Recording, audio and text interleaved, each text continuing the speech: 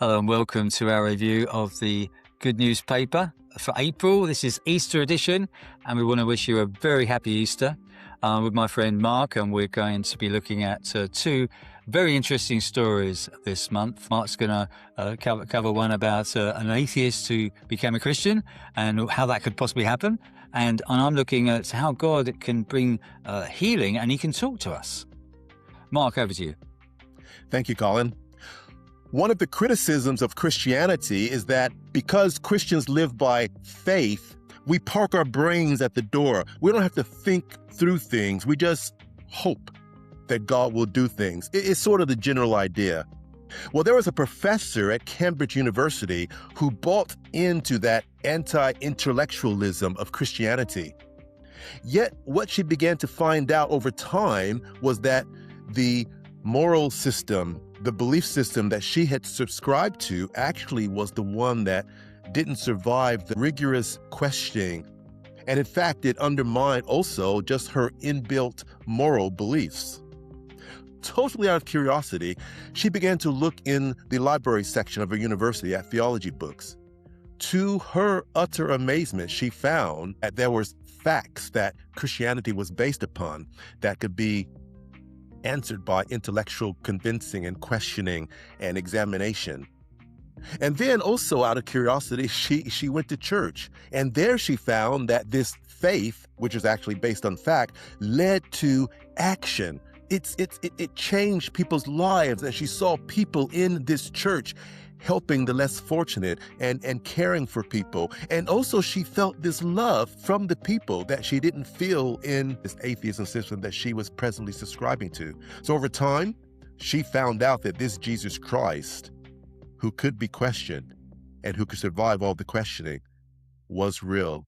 And she placed her faith in Jesus while still using her brains and her intellect to look at life. Perhaps you feel the same way about Christianity. Perhaps you need to realize that the questioning and the strenuous intellectual activity that we apply to academics and sciences can also be applied to Jesus Christ. Read this article and be perhaps pleasantly surprised. Call over to you. Thanks, Mark. Yeah, the story I'd like to look at is a dead baby boy brought back to life. And what really struck me about this story is that this little baby, I mean, if you've ever had any children, you know how precious little ones are. And this little baby had been put down in a room to sleep, and Mum went out of the room for a few moments to get a cup of tea. And as she was outside, she had this inner prompting that she says could only have been from God.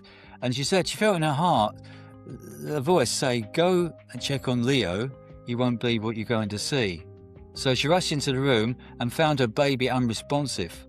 The baby was blue and cold, and she screamed and tried CPR, and her husband came in and got on the phone to the hospital.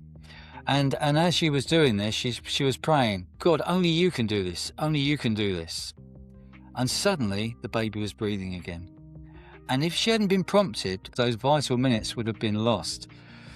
And it really speaks to me, because I've had experiences. I mean, God doesn't speak to me in like a big audible voice, but I get these inner promptings from time to time. And God helps us. He wants us to listen for those. He wants us to know that He's there. And He wants us to call out to Him as well, to ask for help. Because the Bible says that's what we're designed for. We're designed to be in communion, to be in relationship with God. So maybe you get those inner promptings from time to time. Maybe that's God. Maybe you, when you're in desperate need, you can cry out to God. Oh, what do you think? Think about that. Mark, over to you.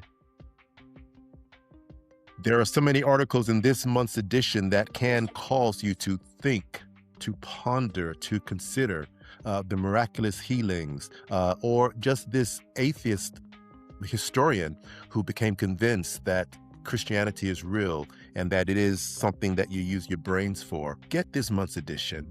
Read the articles, ponder, think, put the pieces together, and come to the conclusion that many others in this month's edition did come to, that Jesus Christ is real and He is for you.